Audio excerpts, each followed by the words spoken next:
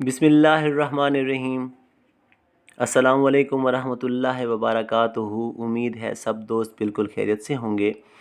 आज का टोटका गुर्दे की पथरी के हवाले से है और इंशाअल्लाह ये शर्तिया टोटका है। इसके अज्जा बहुत ही आसान, आम से मिलने वाले। इसके लिए संग यहूद आपको चाहिए 50 ग्राम, मगज़ बुंदुक आपको चाहिए 50 ग्राम और इसके अलावा गुड़ चाहिए आपको, वो भी 50 ग्राम। गुड़ आपने पुराना लेना है। तो तरकीब तैयारी और इस्तेमाल, ये टोटका आप सिर्फ़ इंशाअल्लाह 3 दिन ही 3 खुराकें इस्तेमाल करेंगे तो पत्थरी रेत बनकर निकल जाएगी।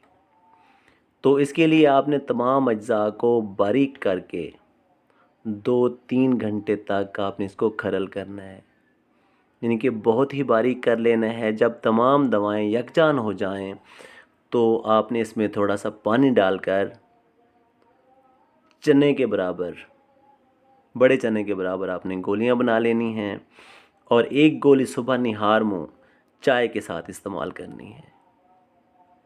बस 3 ही दिन 3 ही गोलियां काफ़ी हैं। इंशाअल्लाह पथरी रेत बनकर निकल जाएगी और कोई तकलीफ़ भी नहीं होगी।